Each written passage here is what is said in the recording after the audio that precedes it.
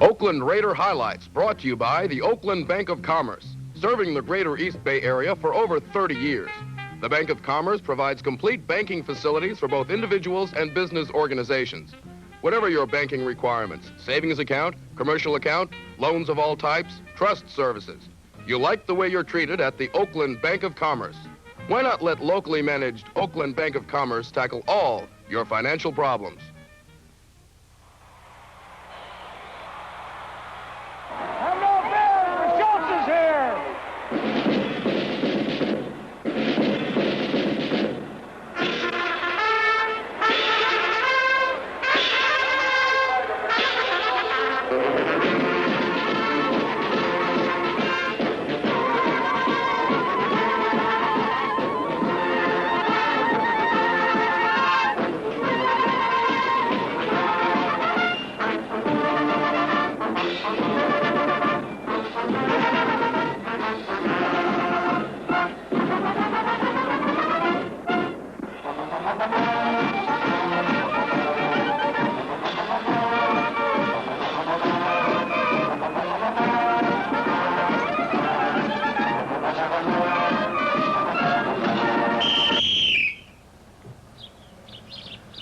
It's empty now.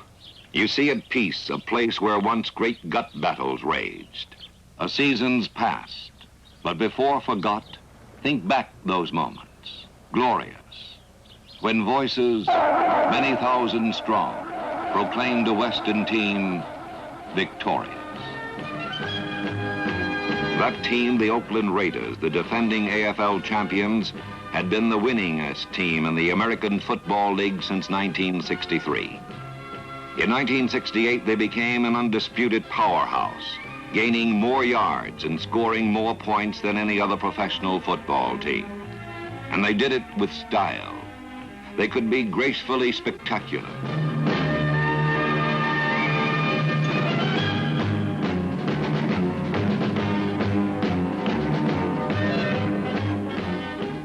Or pugnaciously spectacular.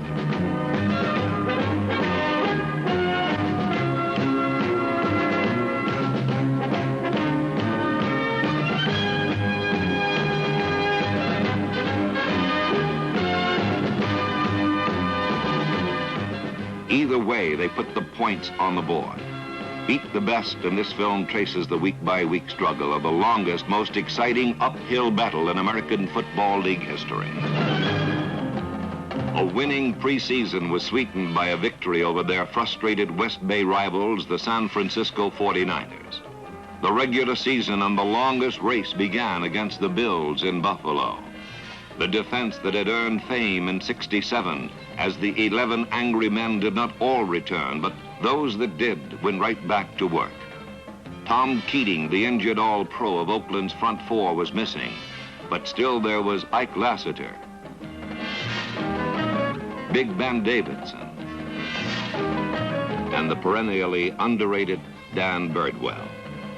Filling in competently for Keating was number 85, Carlton Oates.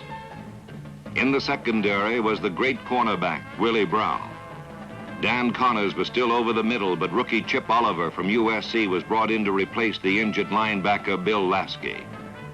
Despite the changes, the defense led by number 34, Gus Otto, held the Bills and forced a punt early in the first quarter. Now there was another rookie and a new wrinkle in the Raiders' attack.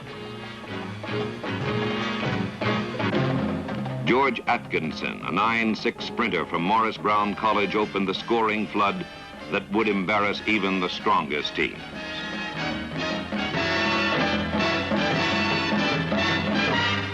In '67, the Raiders' offense was criticized for lacking an outside pass receiver with exceptional speed.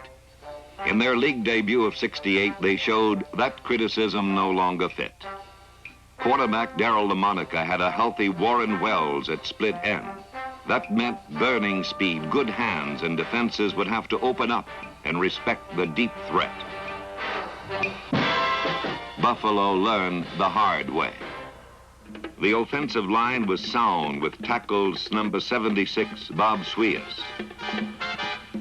number 79, Harry Shue, Guards number 63, Gene Upshaw.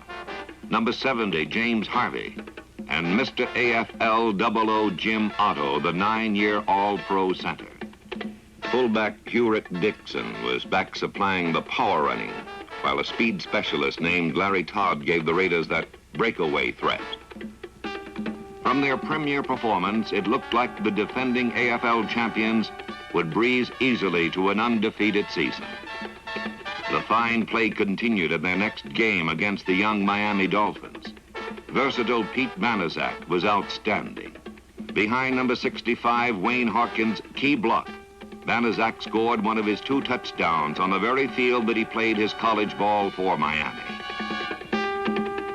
At the Astrodome, the Houston Oilers defense slowed down the high-scoring machine, but a defensive touchdown by Oakland's Dave Grayson turned the game into a 24-15 triumph. Grayson would make 10 interceptions in '68 and lead the league.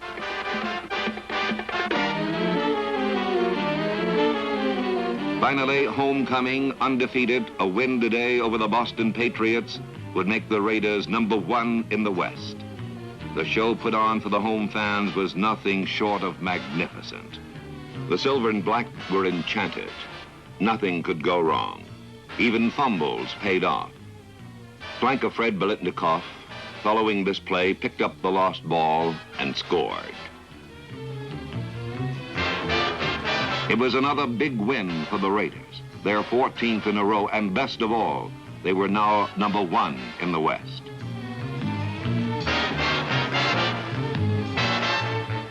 But it was to be the last time that they would hold that number 1 spot alone.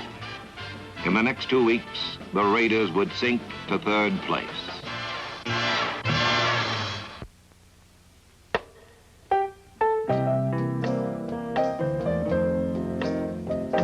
It was a rainy day in October when the San Diego Chargers visited Oakland.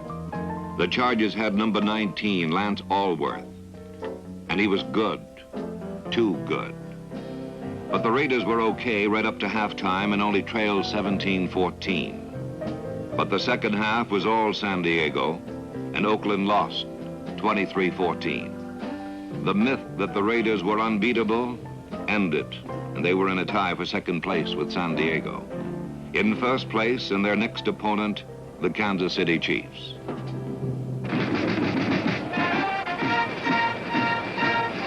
In Kansas City, Missouri, the Oakland Raiders suffered their most humiliating defeat. The Chiefs' receivers were all injured, so they relied purely on running.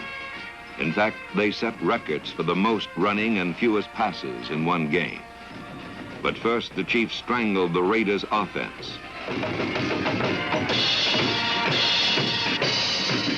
Then Kansas City mutilated Oakland's defense.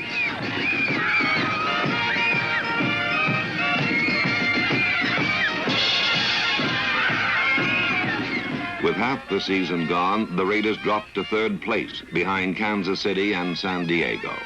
They had to win every game from now on, or else.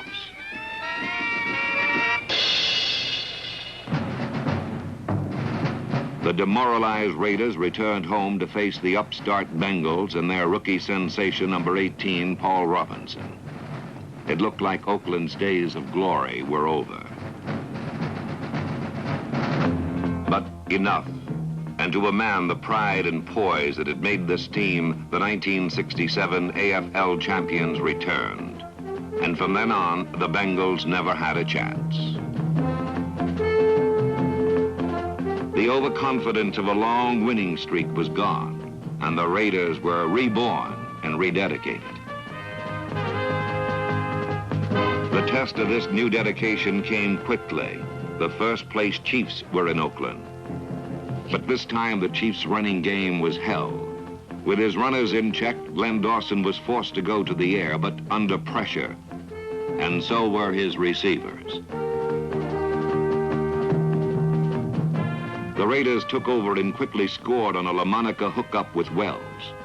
But the Chiefs matched this, and it was an even game after 1 quarter.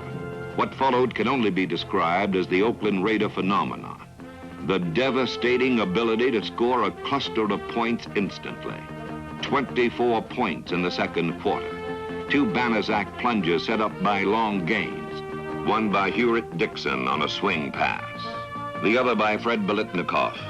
The 82-yard gain by Biletnikoff was the longest non-scoring play in Raider history.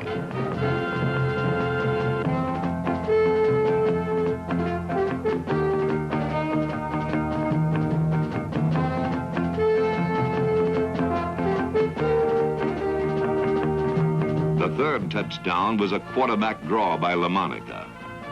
The Chiefs' spectacular offense could never compensate for the rash of Raider scoring. Oakland won, but was still tied with San Diego for second place. But now the two were only a half game behind the Chiefs, who still held the #1 spot. But LaMonica's knee was injured late in the game, and he could not play the following week. His replacement was a 41-year-old veteran quarterback who played sparingly and is used as a kicking specialist. George Blanda, 19-year veteran of the football wars, had to beat the Denver Broncos to keep Oakland's title hopes alive. The old man murdered them. He threw 4 touchdown passes, one the longest scoring pass in Raider history, a 94-yard combination with Warren Wells.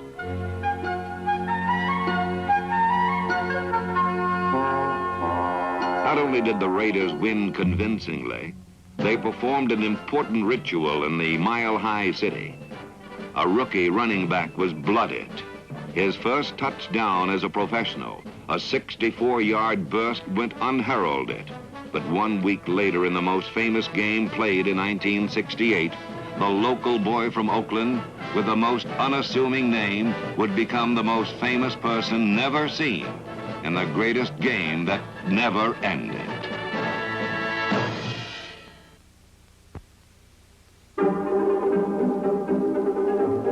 It was the 11th week of the season, and the New York Jets, under the command of Lord Fu Manchu Joe Namath, were in the Oakland Coliseum. It was a battle between the two most explosive teams in professional football. Perfect execution like this tight end screen to Billy Cannon for a touchdown was the standard.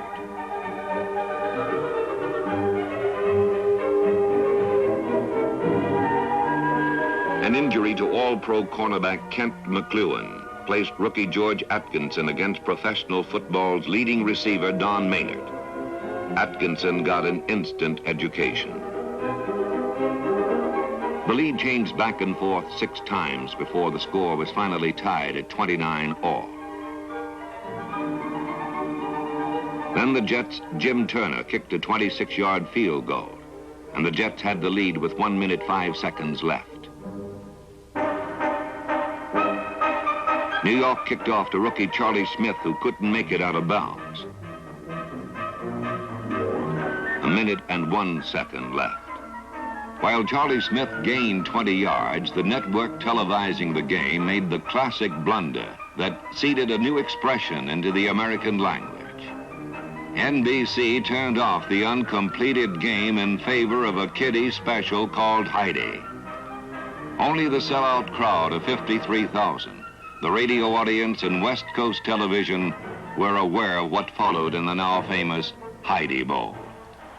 New York was penalized 15 yards for face masking. Then that Oakland phenomenon began with only 50 seconds left. Millions of television viewers never saw the rookie from the University of Utah named Smith become a hero in his own hometown.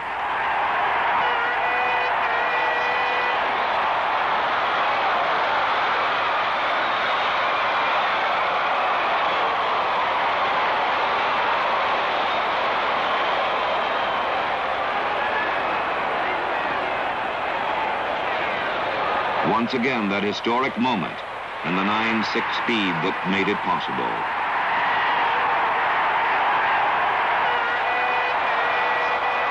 And still 42 seconds left.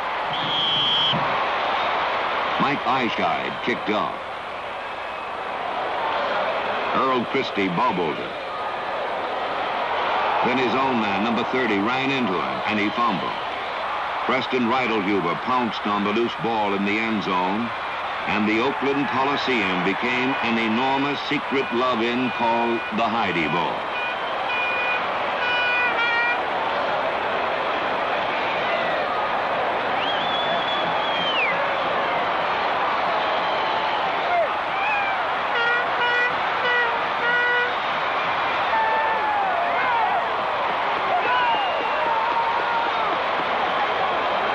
Oakland scored 14 points in 8 seconds and won.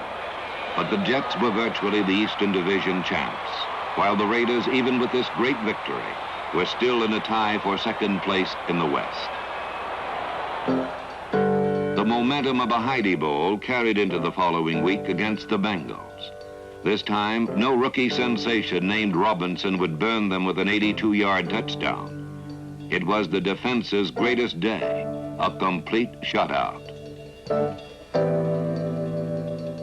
The offense was phenomenal too, gaining over 600 yards, and the Raiders beat the coming Cincinnatians. Even as the Raiders defeated the Bengals, something more important was happening this week. San Diego lost to the Jets. That meant that Kansas City and Oakland, with equal records, were tied for first place with only 3 games remaining. Since they did not play each other, it was possible to win every game and still be tied. If so, there would be the first Western Division playoff in history. On Thanksgiving Day, the Raiders, coming off a short week, were almost upset by the visiting Buffalo Bills, but for a great defensive effort by rookie George Atkinson. The Broncos were next, and like the week before, the Raiders barely won. The difference being a 65-yard repeat of Smith's first pro touchdown in Denver. Each week, Oakland seemed to be getting weaker, while Kansas City seemed to be getting stronger. The last game of the season was against the only team the Raiders had not beaten, the San Diego Chargers. Kansas City had played its final game the day before and won easily over the Broncos, assuring them a first-place finish. The pressure was all on the Raiders. It was a must-win to force a playoff. By the half, both teams had scored, but San Diego led 13-10. Then the defense broke open the game. Roger Byrd fought a pass away from Jack McKinnon, and the Raiders took the lead, never to trail again. Even though they held the lead on spectacular plays like this 50-yard bomb to Wells, the Raiders, for the 3rd straight week, just barely won. And worse, these very Chargers were the same club Kansas City had humiliated the week before, 40-3. This meant the Chiefs would be the favorites in the playoff. The Raiders, underdogs.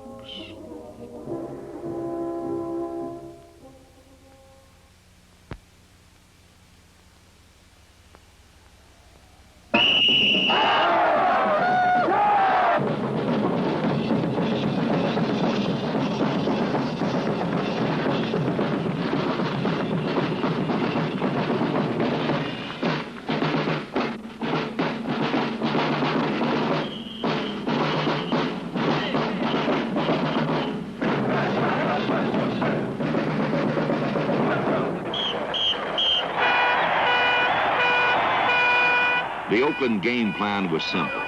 Score quickly through the air and force the favorites to play catch-up football and abandon their strength, ball control. The plan worked perfectly the very first time Oakland got the ball.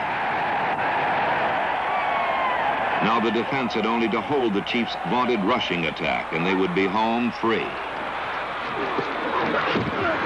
Done. Still the first quarter, and again Oakland went into the end zone for a 14-0 lead. The last play of the first quarter was a post pattern to Biletnikoff, and before the Chiefs knew what hit them, they trailed 21-0. In the second quarter came the defense's finest moments of 1968. The Chiefs drove inside Oakland's 5-yard line twice and were denied touchdowns both times.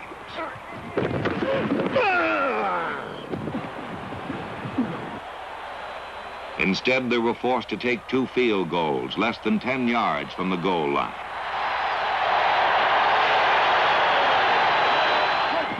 With only 28 seconds left in the first half, Fred Biletnikoff took the game completely out of reach.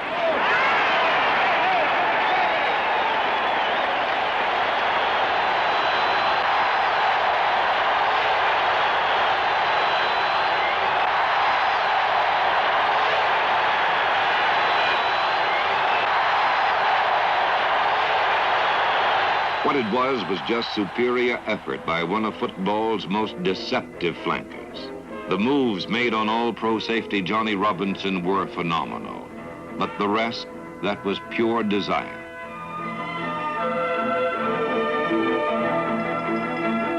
You could read the final score on the faces of the players. Despite the nagging injuries, despite the longest Western Division race, despite the experts' predictions of eventual failure, despite everything, the Oakland Raiders had the discipline, faith, and desire to triumph in the West. Now they would meet the Jets in New York as defending AFL champions in quest of their second straight championship.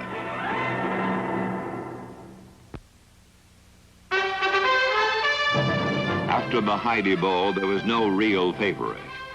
It was a struggle between pro football's two finest teams.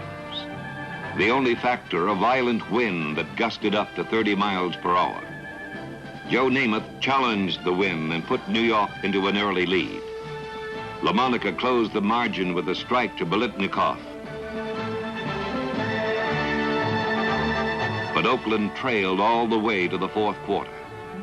Don Maynard had been Namath's favorite target against the Raiders because the veteran faces rookie George Atkinson.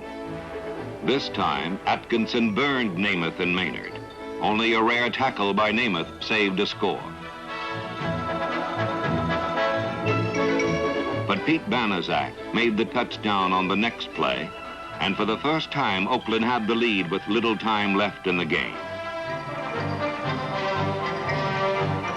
It did not take long for Namath's arm to put the Jets into scoring range. Don Maynard, although not the primary receiver, on the next play found himself the open man, and New York regained the lead.